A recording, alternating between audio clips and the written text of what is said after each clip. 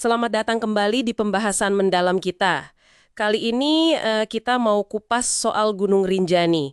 Fokusnya ke keselamatan sama operasi penyelamatan yang katanya luar biasa sulit di sana. Betul. Kita pakai sumber wawancara eksklusif nih sama Agam Rinjani. Beliau ini operator tur sekaligus relawan penyelamat yang pengalamannya udah banyak banget di Rinjani. Tujuannya apa nih kita bahas ini? Biar Anda semua, para pendengar, paham gitu loh, risiko sebenarnya naik ke Rinjani itu apa aja. Terus, kenapa sih persiapan matang itu krusial banget? Sama ya, itu lihat kompleksitas penyelamatan di gunung seindah Rinjani, tapi juga ya ekstrim. Oke, kita mulai dari mana nih? Mungkin dari kenapa sih sering banget ada insiden di sana? Nah, iya. Jadi, dari cerita Agam itu penyebab insiden yang paling sering, kadang suka disepelekan. Pertama itu hipotermia. Oh, kedinginan ya? Banget. Suhu di atas itu bisa anjlok sampai minus loh. Bahkan pas kemarau katanya bisa ada lapisan es tipis gitu. Serius? Sampai segitunya ya? Iya. Terus yang kedua, dehidrasi. Anehnya, udara dingin bikin kita jarang haus. Padahal badan tetap keluar keringat banyak pas nanjak. Ini sering banget nggak disadari. Jadi bukan cuma soal, katakanlah, jatuh kepleset di jalur curam atau kena penyakit ketinggian kayak asam lambung naik gitu, yang katanya sering di atas 2400 mdpl ya. Itu juga, betul. Kejadian rata-rata memang tiap 3 bulan katanya, ya di ketinggian segitu. Tapi hipotermia dan dehidrasi, ini silent killer gitu. Ditambah lagi cuaca Rinjani itu, wah nggak bisa ditebak. Berubah cepat gitu ya. Copet banget. Bisa cerah, terus tiba-tiba badai dalam hitungan jam. Makanya, jas hujan, baju hangat itu wah wajib hukumnya. Sama soal makanan juga nih. Kenapa tuh makanannya? Butuh kalori tinggi, karbohidrat utamanya. Nasi, coklat, gitu. Bukan protein kebanyakan. Itu justru bisa bikin cepat haus, memicu dehidrasi lagi. Wah, ini menarik nih, berarti emang persiapan itu kuncinya ya. Kayak yang diterapkan sama Agam ini katanya detail banget ya. Ini bukan sekedar jalan-jalan santai ke gunung ya. Jauh banget. Metodenya Agam itu nunjukin level keseriusan yang beda. Sebelum berangkat aja ada wawancara dulu. Diwawancara? Soal apa aja tuh? Kondisi fisik. Ada riwayat penyakit apa? Pernah naik gunung apa aja? Terus perlengkapan itu dicek satu-satu. Detail banget. Sampai merek sleeping bag ditanya buat mastiin kualitasnya sesuai sama dinginnya Rinjani. Wow, sampai segitunya ya? Iya. Bahkan ukuran sepatu disaranin harus lebih gede setengah atau 1 nomor. Biar pas turun, itu jari kaki nggak neken ke depan. Nyaman. Detail kecil, tapi ngaruh banget. Gila sih, detailnya. Terus katanya sampai ngitungin kalori juga. Betul. Estimasi durasi pendakian, jarak tempuh, nah dihitung kebutuhan kalorinya berapa. Bahkan warna baju pendaki itu dicatat. Buat apa itu warna baju dicatat? Ya buat jaga-jaga. Kalau amit-amit terjadi apa-apa, ada yang hilang atau terpisah, detail warna baju itu bisa bantu banget pas pencarian. Ini namanya manajemen risiko yang benar-benar matang. Kebayang sih, pemahaman risiko ini pasti kepake banget pas ada kejadian ya. Kayak kasus penyelamatan yang fatal belum lama ini, bisa diceritain sedikit nggak? Nah, iya. Jadi ada pendaki yang jatuh, dan jatuhnya itu nggak sekali. Berkali-kali di medan yang curam banget. Kalau di total kedalamannya itu sekitar 590 meter.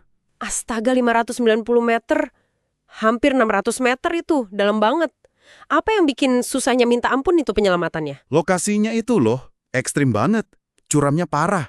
Dan yang bikin agak terkecoh di awal, kalau dilihat pakai drone kelihatannya agak lebih landai. Oh, jadi beda ya tampilan drone sama kondisi asli lapangan? Beda banget. Nah, ini yang bikin pencarian awal agak terhambat, padahal waktu itu korban sempat terlihat masih hidup. Ada dugaan korban mungkin coba gerak cari jalan atau biar kelihatan, malah jatuh lagi. Penyebab meninggalnya, ya benturan keras ke batu. Ya ampun, danar medannya aja udah ngeri. Pasti tantangan tim penyelamat bukan cuma medan doang kan?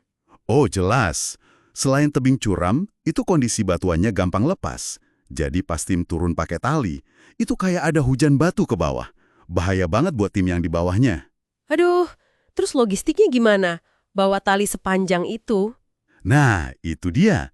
Butuh tali panjang banget. Buat evakuasi dari kedalaman 590 meter itu, minimal butuh 1.200 meter tali. Itu udah termasuk backup. Belum lagi perlu alat bor batu khusus buat pasang pengaman di tebing. harus didatangkan cepat pula ke lokasi yang jauh gitu. Ribet banget ya urusannya, belum lagi koordinasi timnya kan, ada Basarnas, SAR lain, polisi, relawan, porter, pasti tekanannya tinggi banget. Tinggi banget. Keputusan harus cepat, tepat. Sempat ada perdebatan teknis juga soal strategi tali yang dipakai. Harus bisa pompa semangat tim terus, risiko buat tim penyelamatnya juga, gila-gilaan. Maksudnya? Mereka itu sampai harus nginep semalaman. Posisinya menggantung di dinding tebing pakai tali, dekat jenazah, di tengah dingin yang beku. Nggak mungkin diriin tenda, dan terlalu bahaya buat bergerak malam-malam di medan kayak gitu. Luar biasa. Pengorbanannya? Terus proses evakuasinya sendiri gimana? Jenazahnya diangkat pakai apa? Pakai sistem manual, namanya jet truck. Semacam ditarik pakai katrol tangan gitu. Tapi butuh banyak orang dan tenaga fisik yang luar biasa. Prosesnya aja makan waktu berjam-jam, dan resiko batu jatuh itu selalu ada.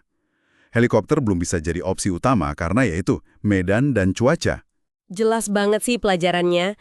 Jadi kalau boleh dirangkum nih, pesan utamanya buat Anda yang mungkin ada rencana mau ke Rinjani apa dong?